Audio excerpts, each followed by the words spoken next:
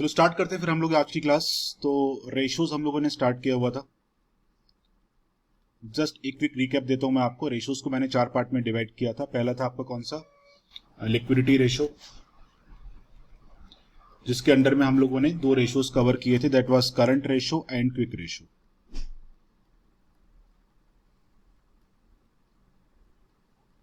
फिर था हमारे पास सॉल्वेंसी रेशियो, जिसके अंडर में हम लोगों ने 4 रेशियोज कवर किए थे। कौन कौन से थे वो, डेब्ट equity ratio,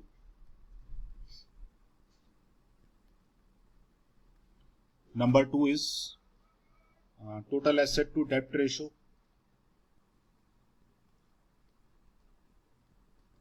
third one was proprietary ratio, and fourth one was interest coverage ratio. तो ये 4 रेशियोज हमने वहां पर भी कवर किए थे। Then in the previous class हम लोगों ने कवर किए थे एक्टिविटीज वाले रेशियो, और जिसको हम लोग इफिशिएंसीज रेशियोज भी बोलते हैं। इसके अंडर में again there were 4 ratios. Trade payable ratio हम लोगों ने कवर किया था, ट्रेड रिसीवेबल रेशियो हमने कवर किया था, देन हमने इन्वेंट्री टर्नओवर रेशियो कवर किया था,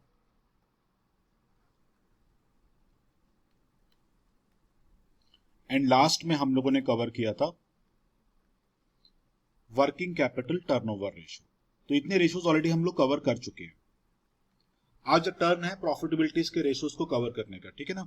तो प्रॉफिटेबिलिटीज के रेशियोज इनफैक्ट काफी इजी हैं। एज द नेम सजेस्ट, इन रेशियोज में आप फर्म की प्रॉफिटेबिलिटी पे कमेंट करोगे।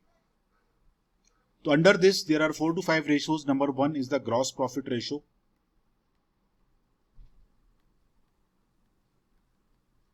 number 2 is the net profit ratio,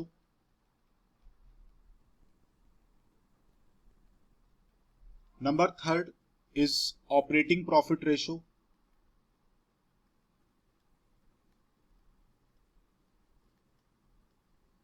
number 4 was the operating ratio,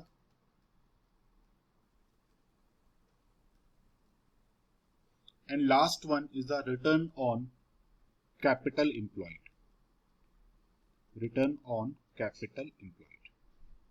तो आपको ये 5 रेशियोज यहाँ पे कवर करने हैं। वन मोर थिंग, प्रॉफिटेबिलिटीज के जितने भी रेशियोज के आपके आंसर आएंगे वो आपको परसेंटेज की फॉर्म में शो करने होते हैं। Before going to these ratios मैं आपसे एक बार डिस्कस करूंगा for the format of trading and P&L account, जो आप लोगों ने 11th में कवर किया था। तो आप लोगों ने कुछ ऐसा फॉर्मेट 11th में कवर किया होगा जहां पर आपने शो किया था ओपनिंग स्टॉक एंड ऑल। तो पर्टिकुलर्स अमाउंट कुछ ऐसा फॉर्मेट था हम लोगों का। तो आपने स्टार्ट किया था इसको to opening stock, then purchases वगैरह आपने यहाँ पे मेंशन करी थी। In case if there are some purchase return तो आपने उसको माइनस भी किया था। देन आपने शो किया था all kinds of carriage inwards, wages and all, जिसको हम लोग बोलते हैं direct expenditure. On the credit side आपने शो किया था बाई सेल्स अकाउंट, एंड आपने यहां पे लिखा था by closing stock. This was the debit side and credit side. If credit side is more तो आपने क्या बोला था कि we are in profit, and if debit side is more then we are in loss. So if credit side is more, that means we are in profit. That profit is called as what? Gross profit. This was the format for trading account. फिर आपने इसी gross profit से start किया था profit and loss account. फिर आपने इसे क्या स्टार्ट किया, प्रॉफिट एंड लॉस अकाउंट आपने स्टार्ट किया था यहाँ पे by gross profit, brought down.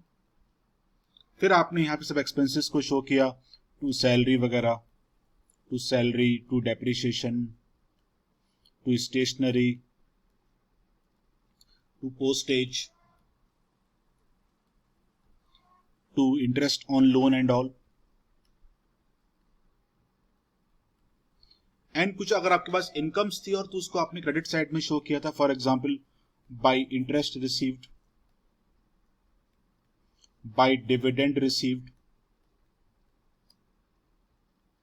By rent received, जो भी आपके पास अदर इनकम्स थी उसको आपने यहां पर शो किया था। एट द एंड आपके पास जो प्रॉफिट आया था उसको आप लोग क्या बोलते थे, नेट प्रॉफिट या फिर net loss if debit side is more. तो that was the format for the profit and loss account, जिसको आपने 11th ग्रेड में कवर किया था पूरा का पूरा। सेम फॉर्मेट है, इसमें कुछ भी चेंजेस नहीं है। तो देखो आपको यहाँ पे कौन कौन से रेशियोज निकालने हैं। Number 1 is the gross profit ratio. तो देखो आपको ग्रॉस प्रॉफिट कहां पे मिलता है, आपको ग्रॉस प्रॉफिट मिलता है ट्रेडिंग अकाउंट के एंड में आके। आपको जीपी कहां पे मिल रहा है, ट्रेडिंग अकाउंट के एंड में आके। दैट मींस जीपी रेशो का जो फॉर्मूला बनेगा वो क्या होगा आपका, जीपी रेशो का जो फॉर्मूला होगा that will be gross profit upon revenue from operation, जिसके लिए मैंने बोला था कि आरएफओ इसको हम लोग इन शॉर्ट बोलते हैं, और जिसको आप 11th में सेल ऑफ गुड्स बोलते थे। कंपनीज के केस में इसको हम लोग क्या बोलते हैं, रेवेन्यू फ्रॉम ऑपरेशन। साथ में आपको 100 यूज करना है बिकॉज इन रेशियोज को आपको परसेंटेज की फॉर्म में शो करना है। तो देखो आप फॉर्मेट पे एक बार फिर से एक बार देखते हैं हम लोग। तो आपके पास ग्रॉस प्रॉफिट कहां पर मिला, आपको मिला ट्रेडिंग अकाउंट के अंदर। तो एक्चुअली ये जो रेशियो है ऐसा कोई आइडियल रेशियो होता नहीं है, जितना ये रेशियो हायर रहेगा उतना अच्छा है बिजनेस के लिए आपके। Because if the ratio is higher, that shows the gross profit is with respect to RFO is very high. और आपका प्रॉफिट तो हाई होना चाहिए ना, बिकॉज फ्रॉम दिस प्रॉफिट आपको भी बाकी के एक्सपेंसेस को भी तो पे करना होता है। तो अगर आपका जीपी रेशियो ज्यादा आ रहा है that is a good sign for the business, because it shows कि आपका जो ग्रॉस प्रॉफिट है with respect to sale of goods that is very high, that is a good thing for the business. Next thing आपका जो ratio है वो है आपका NP ratio. NP ratio means net profit ratio, और इसका formula भी बहुत सिंपल है। फॉर्मूला क्या हो गया इसका भी, net profit upon revenue from operation, और यहां पर भी आपको 100 शो करना, बिकॉज आपका जो आंसर आएगा सारे आंसर्स प्रॉफिटेबिलिटीज के आपको परसेंटेज की फॉर्म में शो करने होते हैं। तो देखो आपके पास जो नेट प्रॉफिट आपने इस फॉर्मूला में यूज करना है वो कहां से मिलेगा आपको, जो आपके पास at the end of P&L account जो प्रॉफिट बचता है that is the net profit, और इस प्रॉफिट को यूज करके you have to calculate the net profit ratio. तो ये दोनों रेशियोज इनफैक्ट काफी इजी होते हैं बोर्ड एग्जाम में, इसमें कोई डिफिकल्टी बनती भी नहीं है ज्यादा। बोर्ड एग्जाम में डिफिकल्टी वो लोग कहां पे बनाते हैं, इन दो रेशियोज के अंदर, operating profit ratio and operating ratio. तो इन दो रेशियोज को अच्छे से डिस्कस करते हैं। पहले मैं आता हूं ऑपरेटिंग प्रॉफिट रेशियो पे।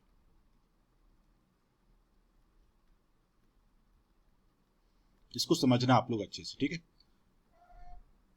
देखो हर एक बिजनेस का ना एक कोर ऑपरेशन होता है, हर एक बिजनेस का एक कोर ऑपरेशन रहेगा।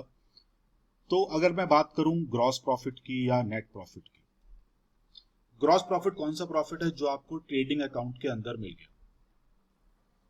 नेट प्रॉफिट आपका फाइनल प्रॉफिट है which you will gate eight the end of P&L account, ये आपका फाइनल प्रॉफिट है। बट जैसे मैंने बोला हर एक बिजनेस का एक कोर ऑपरेशन है। सपोज मैं आपको बोलूं कि एक बिजनेस ए है, एक बिजनेस बी है। सपोज इस बिजनेस का नेट प्रॉफिट आया सपोज ₹1 लाख का, इस बिजनेस का भी नेट प्रॉफिट है सपोज ₹1 लाख का। ये दोनों बिजनेस सेम थे, दोनों का कैपिटल भी सेम था, सब कुछ सेम है। सपोज इनके बिजनेस में even they are making the same goods also, capital is also same, machines are also same, सब कुछ सेम है। और अभी मैं आपसे पूछूं कि कौन सा बिजनेस बेटर है, ए या बी, आप बता पाओगे? Will it be possible for you to tell कि यहां पे कौन सा बिजनेस बेटर परफॉर्म कर रहा है? इन दोनों बिजनेस में सब कुछ सेम है, कैपिटल भी सेम है, मशीन्स भी सेम है, सब कुछ सेम है। नहीं बता पाओगे आप लोग, इनफैक्ट कोई भी नहीं बता पाएगा। सपोज मैं आपसे ऐसा बोलूं अभी कि ए बिजनेस में नेट प्रॉफिट था ₹1,50,000 और बी बिजनेस में नेट प्रॉफिट था सपोज ₹1,30,000, और अभी मैं आपसे पूछूं कौन सा बिजनेस बेटर है, तो आपका रिप्लाई क्या होगा? बिजनेस ए बेटर है या बिजनेस बी बेटर है?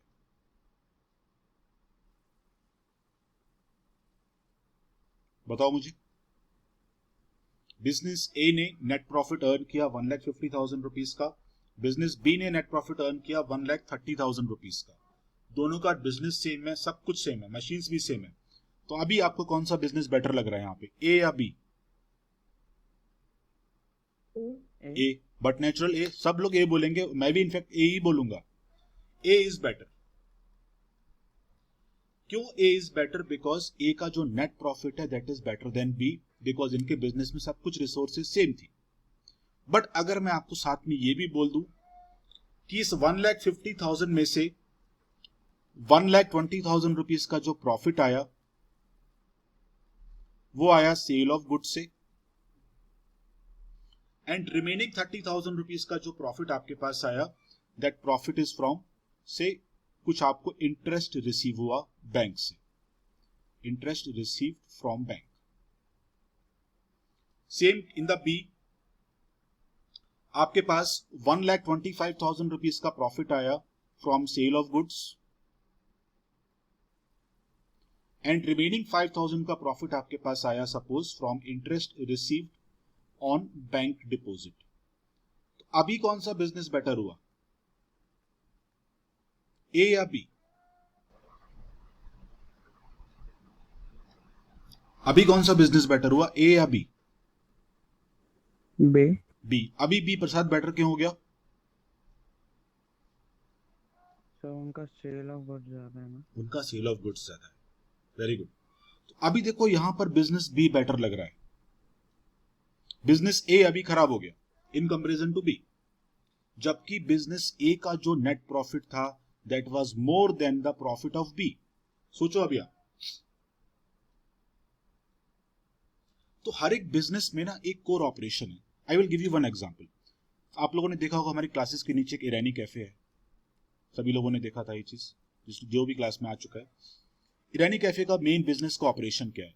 They use to sell that tea, coffee, bun maska वगैरह ये लोग सेल करते रहते हैं, है ना। तो ये इनके बिजनेस का ऑपरेशन है। ये क्या है? इनके बिजनेस का ऑपरेशन। तो आप सोचो अभी आपने कोई बिजनेस स्टार्ट किया है, तो आपका जो मेन सोर्स ऑफ इनकम है वो कहां से आना चाहिए? आपके बिजनेस के ऑपरेशन से आना चाहिए ना, बिकॉज आपने एक बिजनेस एक पर्पस से स्टार्ट किया ना। आपने बिजनेस एक पर्पस से स्टार्ट किया है, तो आपके बिजनेस का जो मेन सोर्स ऑफ इनकम है वो बिजनेस के प्रॉफिट से जनरेट होना चाहिए। अभी सोचो आप, मैं सपोज मैं ईरानी कैफे का एग्जांपल दे रहा था आपको कि सपोज इनका जो इनकम है, सपोज जो गुड्स को सेल करके आ रहा है सपोज मंथ का 1,00,000 रुपीज, इन्होंने जो टी कॉफी वगैरह सेल किया इनका इनकम मंथ का है 1,00,000 रुपीज। बट इन्होंने सपोज कुछ किसी कंपनी के शेयर्स परचेज करे हुए हैं, उससे इनको इनकम आ रहा है 2,00,000 रुपीज का, तो नो डाउट इनका प्रॉफिट तो बढ़ गया, इनका प्रॉफिट तो 3,00,000 रुपीज का ही आएगा, बट इनका बिजनेस अच्छा नहीं चल रहा है। क्यों? बिकॉज इनके बिजनेस के ऑपरेशन से प्रॉफिट उतना नहीं आ रहा है। अगर आप अपने बिजनेस को बंद भी कर दोगे तो भी तो ये इनकम आ जाएगी, तो भी तो इनकम आएगी ना आपके पास। तो एक्चुअली जो आपके पास एनपी रेशियो होता है that is not a true indicator for the business profitability, because आपके नेट प्रॉफिट में बहुत सारी इनकम ऐसी होती है जो आपके बिजनेस के ऑपरेशन से नहीं आती है। तो अगर आप फोकस करो प्रॉफिट एंड लॉस अकाउंट में, तो जो मैंने सर्कल किया अभी, ये वो इनकम्स हैं जो आपके बिजनेस के ऑपरेशन से नहीं आ रही है। आपको लॉटरी लग गई, उसमें बिजनेस के ऑपरेशन का क्या रोल है? आपको बैंक से फिक्स डिपॉजिट पे इंटरेस्ट रिसीव हो गया, उसमें बिजनेस के ऑपरेशन का क्या रोल है? आपने सपोज किसी कंपनी के शेयर्स परचेज करे, आपको उसमें डिविडेंड रिसीव हो गया, उसमें कंपनी के ऑपरेशन का क्या यूज है? बिजनेस बंद भी होगा तो भी आपको इनकम आती रहेगी, बट ये इनकम्स आपके नेट प्रॉफिट में ऐड हो चुकी हैं। और ऐसी इनकम्स को मैं क्या बोलता हूं? नॉन ऑपरेटिंग इनकम, बिकॉज ये इनकम बिजनेस के ऑपरेशन में 0% कंट्रीब्यूट करती है। आपके बिजनेस की इनकम कौन सी है? ये इनकम आपके बिजनेस की है। जो गुड्स को आपने सेल किया, तो ऐसी इनकम्स को मैं क्या बोल रहा हूं यहाँ पे, non operating incomes. Same way interest on loan, इसको मैं क्या बोलता हूं, नॉन ऑपरेटिंग एक्सपेंडिचर। इसको मैं क्या बोलता हूं, non operating expenditure. It is also called as a finance cost. It is also called as a finance cost. ठीक, तो अभी मेरी बात को बहुत ध्यान से सुनो। आपके पास जो नेट प्रॉफिट दिया हुआ है, इस नेट प्रॉफिट में ऑलरेडी आप ये इनकम ऐड कर चुके हो, और ये इनकम आपने बिजनेस के ऑपरेशन से बिल्कुल अर्न नहीं करी है। ये इनकम आपको अदर सोर्सेज से आ रही है। सेम वे जैसे मैंने बोला कि interest on loan, it is a non operating expenditure, but इसको आप अपने नेट प्रॉफिट से माइनस कर चुके हो। तो अगर मैं बात करूं यहां पे ऑपरेटिंग प्रॉफिट रेशो की, ऑपरेटिंग प्रॉफिट रेशो,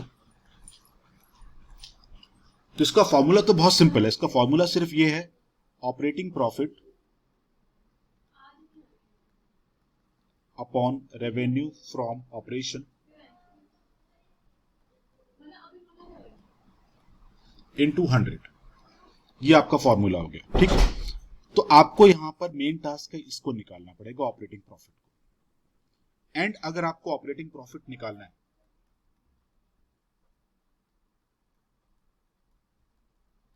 और क्वेश्चन में आपके पास सपोज नेट प्रॉफिट गिवन है, सपोज, तो देखो समझना इस चीज को आप।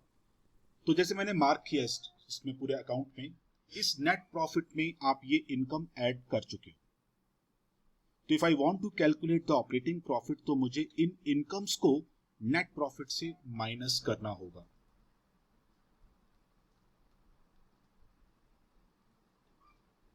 एंड कोई भी expenditure which is non operating in nature, इसको भी मैं नेट प्रॉफिट से माइनस कर चुका हूं। मुझे इसको दोबारा से यहां पे ऐड बैक करना पड़ेगा। Then I will get my operating profit. तो ये वो प्रॉफिट है जो आप बिजनेस के ऑपरेशन से अर्न कर रहे हो। And actually it is a true indicator of your business performance, because आपके नेट प्रॉफिट में ऐसे बड़े सारे प्रॉफिट्स इंक्लूड होते हैं, ऐसी बड़ी सारी इनकम्स इंक्लूड होती हैं जो आप अपने बिजनेस के प्रॉफिट से अर्न नहीं करते। तो उससे आपका एनपी तो बढ़ जाएगा, but that does not give you any assurance कि आपने बिजनेस में अच्छा परफॉर्म किया या नहीं किया। तो operating profit is the true indicator of the business profitability. Next thing, अगर सपोज आपको नेट प्रॉफिट नहीं दिया है, सपोज आपको दिया है ग्रॉस प्रॉफिट सपोज, तो देखो अगर आपके पास ग्रॉस प्रॉफिट दिया है तो आप कैसे सॉल्व करोगे यहां पे, और आपको कैलकुलेट करना है ऑपरेटिंग प्रॉफिट। तो अगेन फॉर्मेट पे आ जाओ एक बार। तो देखो इस फॉर्मेट में मुझे ग्रॉस प्रॉफिट कहां पे मिला था, मुझे मिला था eight the end of trading account. Eight the end of trading, this is my gross profit. क्या इस ग्रॉस प्रॉफिट में ये इनकम ऐड है? नो, ये इनकम तो मैंने पीएनएल में जाके ऐड करी है। क्या इस ग्रॉस प्रॉफिट से आपने इंटरेस्ट ऑन लोन माइनस किया अभी तक? No, because GP is the profit जो मुझे ट्रेडिंग अकाउंट के अंदर मिल गया था। जीपी इज द प्रॉफिट जो मुझे ट्रेडिंग के अंदर ही मिल गया था। तो अगर मैं अपने ग्रॉस प्रॉफिट से सैलरी, डेप्रिसिएशन, स्टेशनरी, पोस्टेज ये सब माइनस कर दूं, then also I can get my operating profit. ये बोर्ड एग्जाम का काफी फेवरेट रेशियो है, इसमें कोई डाउट नहीं होना चाहिए आपके माइंड में। तो मैं अगेन बोल रहा हूं, ये रेशियो आप क्यों निकाल रहे हो? To check the true profitability for the business. क्योंकि नेट प्रॉफिट में आपके पास बड़ी सारी इनकम्स ऐसी होती हैं जो बिजनेस के ऑपरेशन से आप अर्न नहीं करते हो। ये रेशियो क्लियर हुआ आप लोगों को? How to calculate the operating profit, ये पार्ट क्लियर हुआ? Yes sir. कोई डाउट किसी को तो प्लीज मेरे को पूछो। तो कभी आपसे ओरल्स में, वाइवाज वगैरह में पूछ ले कि प्रॉफिटेबिलिटी का कौन सा रेशियो बेटर है, तो your answer should be the operating profit ratio. पूछेंगे why? Because this operating profit shows the true profit for the business activities. Next आपका इसमें रेशियो है ऑपरेटिंग कॉस्ट रेशियो, और इसको हम लोग ऑपरेटिंग रेशियो भी बोलते हैं। तो नेक्स्ट रेशियो है आपका operating ratio, and it is also called as what? Operating cost ratio. इसका जो फॉर्मूला है वो क्या है, operating cost upon RFO into 100। RFO तो हर जगह सेम ही रहेगा, मीन सेल ऑफ गुड्स।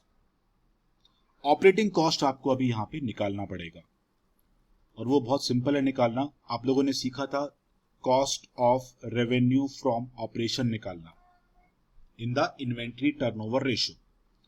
तो cost of revenue from operation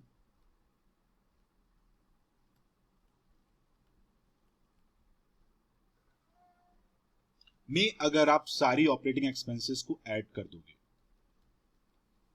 then you will get the operating cost. तो ये वो एक्सपेंडिचर हैं जो आपने प्रॉफिट एंड लॉस में शो करी हुई हैं, सैलरी, डेप्रिसिएशन, पोस्टेज, स्टेशनरी।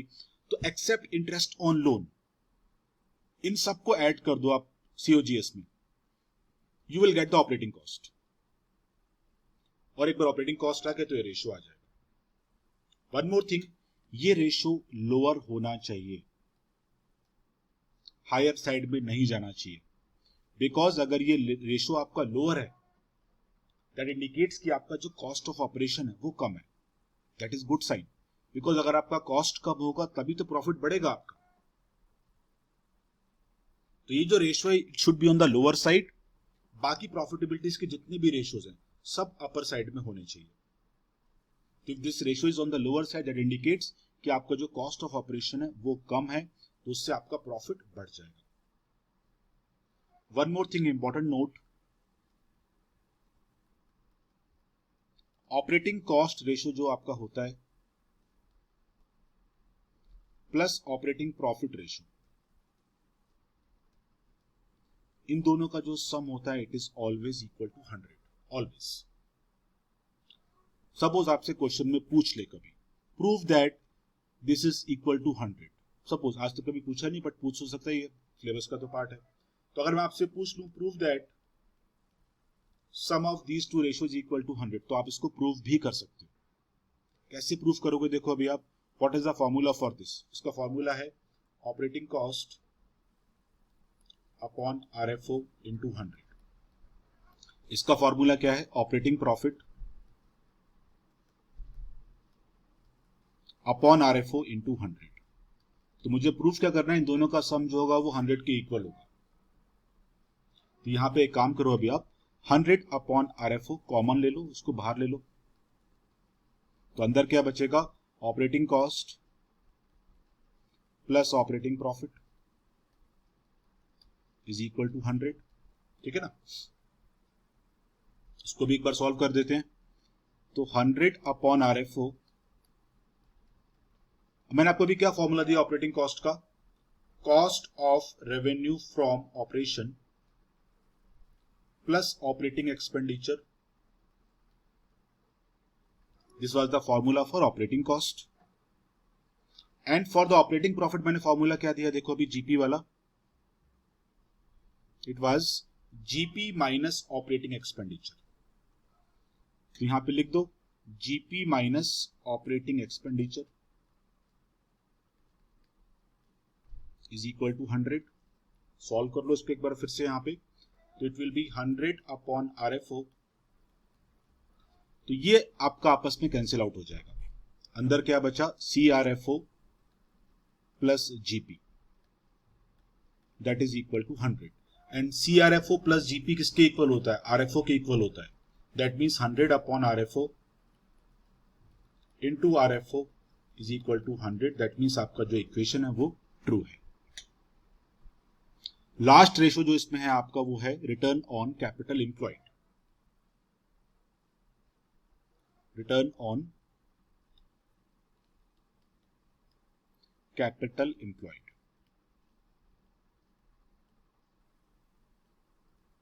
और इसको हम लोग रिटर्न ऑन इन्वेस्टमेंट भी बोलते हैं। ये रेशियो भी आपका ऑन द हायर साइड होना चाहिए। आंसर आपको इसको भी परसेंटेज की फॉर्म में ही शो करना है, और ये रेशियो भी आपका हायर साइड में ही रहना चाहिए। फॉर्मूला क्या है देखो इसका, profit before interest and tax upon capital employed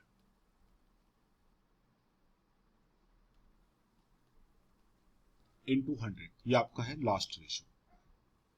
profit आपको जो यहां पे काउंट करना है वो कौन सा काउंट करना है, that should be before interest and tax. आपको याद होगा मैंने आपको प्रॉफिट का एक चार्ट दिया था। प्रॉफिट में से पहले हम लोग इंटरेस्ट पे करते हैं, फिर जो प्रॉफिट बचेगा उस पे आप टैक्स पे करते हो, फिर जो प्रॉफिट बचा उस पे आप प्रेफरेंस का डिविडेंड पे करते हो,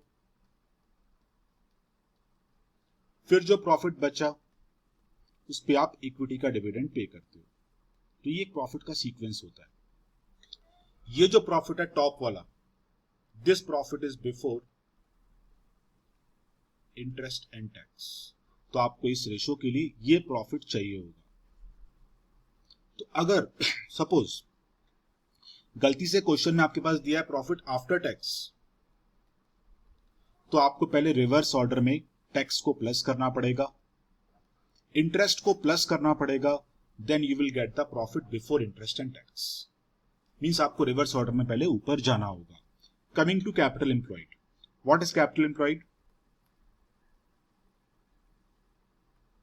it is the sum of equity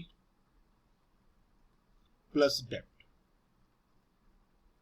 और अगर क्वेश्चन में कुछ नॉन ट्रेड इन्वेस्टमेंट्स गिवन हैं, अगर दिए हैं तो उसको माइनस भी करना है आपको कैपिटल एम्प्लॉयड के लिए।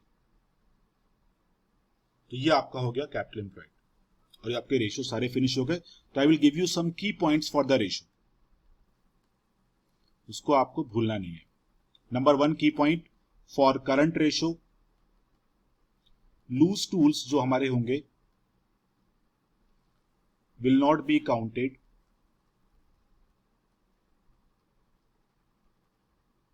as current asset. Loose tools actually it is a part of inventory, and inventory is a part of current asset, but only for the current ratio. Only for the current ratio हम लोग loose tools को current asset assume नहीं करते हैं, because it is not meant for resale purpose. Number 2, for quick ratio, जो आपके quick assets रहेंगे वो कैसे निकालना है आपको, current asset minus prepaid expenses minus inventory. ठीक है ना। नेक्स्ट थिंग, आपके माइंड में बैलेंस शीट तो 100% होनी ही चाहिए, और इसका सिंपल सा फॉर्मेट अपने माइंड में रखो आप। वो फॉर्मेट क्या बोलता है आपको, ये आपका लायबिलिटी साइड हो गया, ये आपका एसेट साइड हो गया। लाइबिलिटीज में आप पहले क्या शो करते हो, आप पहले शो करते हो शेयर कैपिटल। कुछ रिजर्व्स हैं तो आप वो शो करते हो, reserve and surplus and all. एक और कंपोनेंट है money received against share warrants, वो आता नहीं एग्जाम में, उसको छोड़ रहा हूं मैं टाइम बिंग के लिए। फिर आप शो करते हो नॉन करंट की लाइबिलिटीज, जिसमें आप वो बोरोइंग्स वगैरह सब शो करते हो, long term borrowings and all, long term loans borrowings वगैरह। फिर आप करंट लायबिलिटी में शो करते हो creditors and all, creditors, bills payable and all. Asset side में आप पहले शो करते हो नॉन करंट और you can say fixed asset, जिसमें आप पहले मशीन वगैरह शो करते हो, machine, building, plant and all, furniture and all. फिर आप शो करते हो करंट एसेट। मेरी बात को भी बहुत ध्यान से सुनो। इस रेशो में हम कहीं पर भी अगर इक्विटी वर्ड यूज करते हैं, equity means it is the sum of share capital and reserve and surplus. एक और कंपोनेंट है, मैं बोल रहा हूं money received against share warrants. ठीक, इस रेशो में अगर मैं कहीं पर भी डेब्ट वर्ड यूज कर रहा हूं, that means I am talking about non current liabilities, जिसमें आपके लॉन्ग टर्म बोरोइंग्स वगैरह सब कुछ आ जाएगा। इस चैप्टर में अगर हम कहीं पर भी कैपिटल एम्प्लॉयड वर्ड यूज करते हैं, that means we are talking about the sum of equity and डेब्ट। और अगर क्वेश्चन में कुछ नॉन ट्रेड इन्वेस्टमेंट है तो उसको माइनस भी करना पड़ेगा। इस चैप्टर में अगर हम कहीं बात करते हैं वर्किंग कैपिटल की, that means it is a difference of current asset minus current liability. It is a difference of current asset and current liabilities. Next thing, आपको कॉस्ट ऑफ गुड सोल्ड निकालना आना चाहिए इस चैप्टर में, जिसको हम लोग अभी क्या बोलते हैं, cost of revenue from operation. इसको निकालने के दो वेज आपके पास हैं, तो मैं इसको इन शॉर्ट सीआरएफओ बोलता हूं। तो एक वे क्या है आपके पास निकालने का, आरएफओ माइनस जीपी।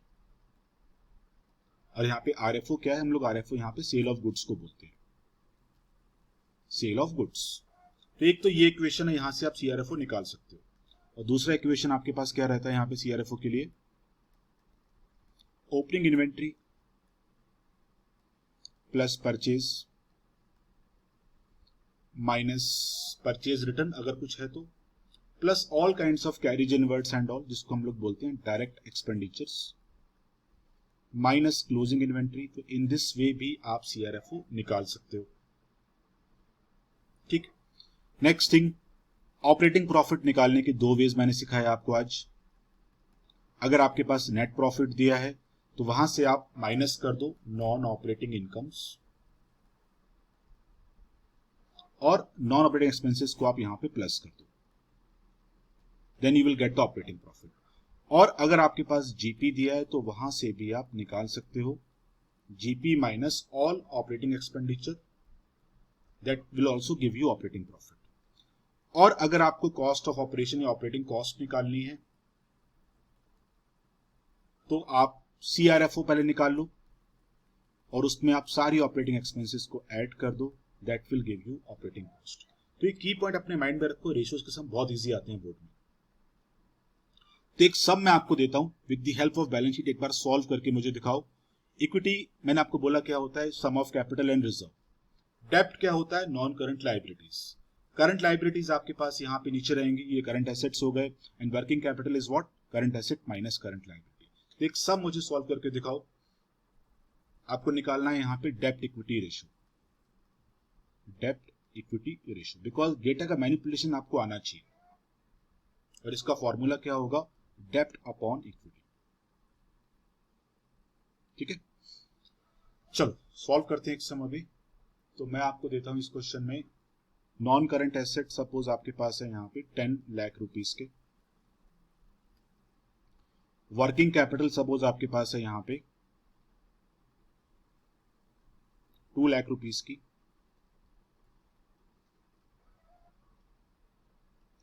इक्विटी मैंने आपको दिया यहां पे सपोज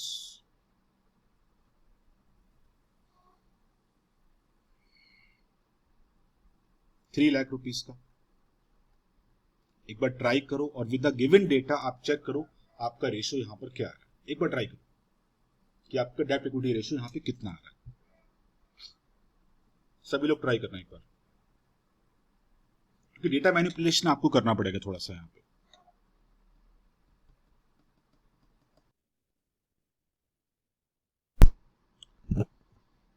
आया आप लोगों का आंसर? किसी का आया डेब्ट कितना होगा, इक्विटी कितना होगा?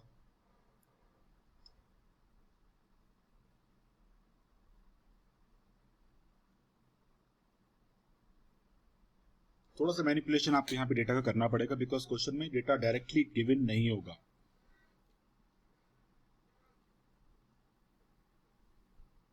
हरसिमरन आया रेशियो आपका ये?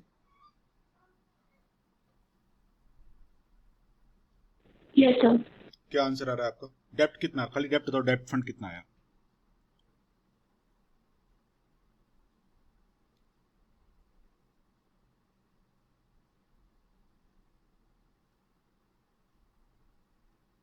डेब्ट कितना है, इक्विटी कितना आया?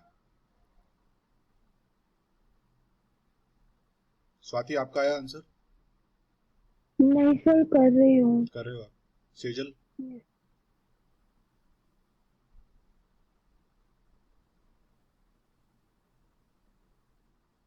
सर मैं भी कर रही हूँ। ओके ओके, बट इतना टाइम नहीं लगना चाहिए, इजी क्वेश्चन है ये। सर आपने कल की क्लास अपलोड कर दी? कल एक्चुअली लास्ट क्लास हुआ ही नहीं था एक्चुअली सेजल, हार्डली दो तीन लोगों ने ज्वाइन किया था, इसलिए क्लास कैंसिल कर दिया था वो। Okay sir.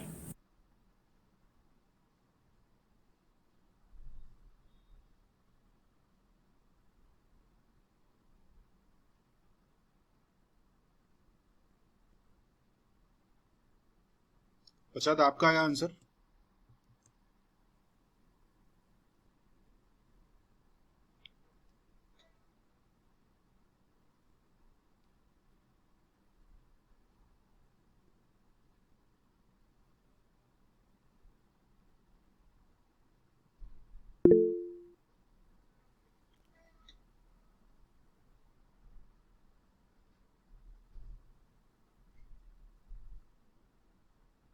नहीं आया प्रसाद, ओके चलो मैं करवाता हूँ। देखो हालांकि मैं आपको वही सिखाने की कोशिश कर रहा हूँ। इन सब क्वेश्चंस में क्या है ना, थोड़ा सा मैनिपुलेशन आपको डेटा का करना है।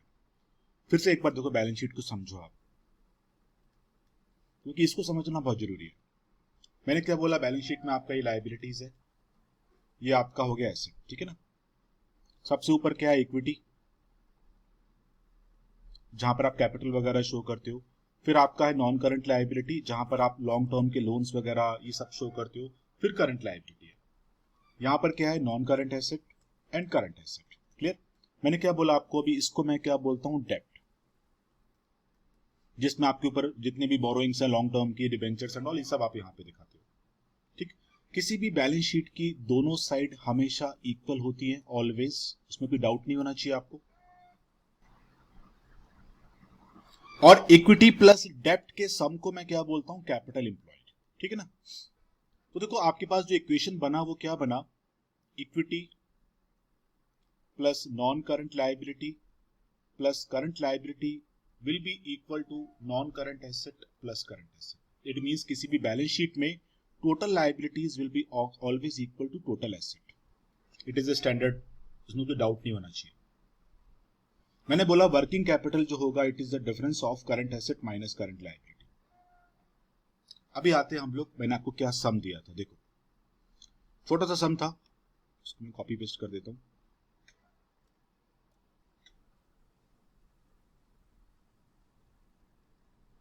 ये सा सम मैंने आपको क्वेश्चन में दिया, नॉन करंट एसेट्स, मैंने दिया वर्किंग कैपिटल, मैंने दिया इक्विटी, मैंने आपसे पूछा क्या, मैंने आपसे पूछा डेब्ट एंड इक्विटी का रेशियो। तो समझो इस चीज को, थोड़ा सा रीअरेंज कर देते हैं इस इक्वेशन को।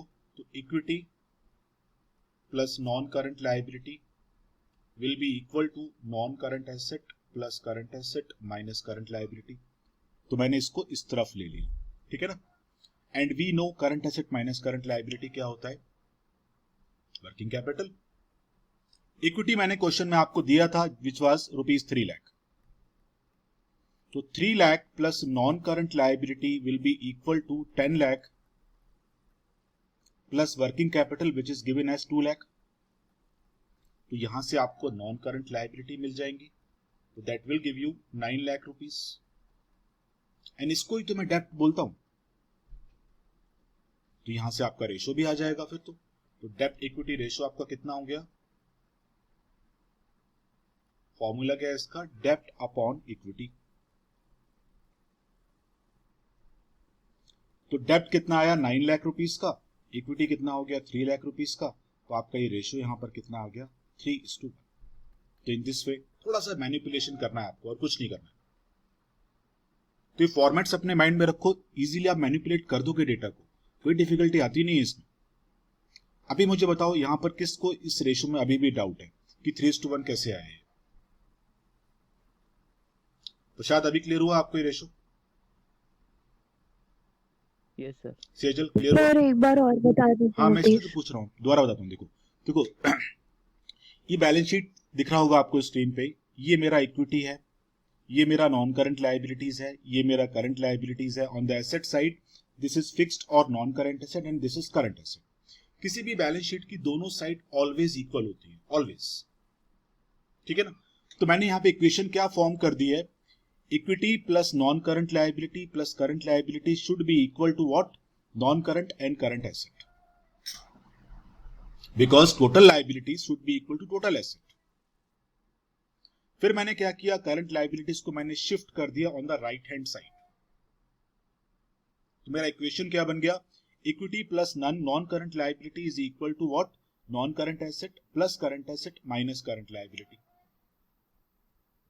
And we know current asset minus current liability is equal to what, working capital, जो मैंने क्वेश्चन में आपको दिया था। तो क्वेश्चन में क्या क्या गिवन था, नॉन करंट एसेट गिवन था,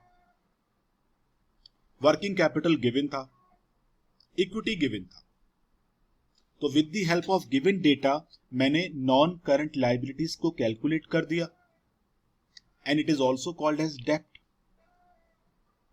तो डेप्ट आ गया, इक्विटी क्वेश्चन में गिवन था, तो मैंने यहां से रेशो कैलकुलेट कर दिया, डेप्ट इक्विटी रेशो। स्वाति क्लियर हुआ आपको अभी? Yes sir. Very good. तो आप लोग आज के लिए मैं इतना ही रखूंगा अभी तो फिलहाल, बट आप लोग एक काम करोगे कि नेक्स्ट क्लास से पहले प्लीज सारे रेशियोज के फॉर्मूलाज लर्न कर लो। आधे फॉर्मूलाज तो नेम में ही है, जो मैंने आपको की पॉइंट्स दिए कि आपको सीआरएफओ कैसे निकालना है, आरएफओ कैसे निकालना है, बैलेंस शीट में किसको इक्विटी बोलना है, किसको डेप्ट बोलना है, बिकॉज क्वेश्चंस बोर्ड में बहुत इजी आते हैं, बट थोड़ा सा मैनिपुलेशन डेटा का आपको आना चाहिए, तो वो आप इजीली कर सकते हो। आई डोंट थिंक उसमें कुछ डिफिकल्टी आएगा। स्टिल ऑपरेटिंग प्रॉफिट रेशो अच्छे से कवर कर लो एक बार। कवर मतलब को जस्ट गो थ्रू करो कि उसमें कौन से एलिमेंट ऐड करने हैं, कौन से नहीं करने हैं। फॉर्मेट्स जो हैं आपके पास वो आपके माइंड में हमेशा होने चाहिए, for the balance sheet also and for the P&L also. उसी चैप्टर आपको बहुत ईजी लगेगा, ठीक है ना। तो नेक्स्ट क्लास से हम लोग इसके सम स्टार्ट करेंगे, बट प्लीज बिफोर दैट सारे रेशियोज अपने याद कर लो, जो की पॉइंट्स मैंने आपको दिए उसको भी याद कर लो। क्लियर? तो आज के लिए हम लोग क्लास यहीं पे समाप्त करेंगे, नेक्स्ट क्लास से इसके सम स्टार्ट करते हैं।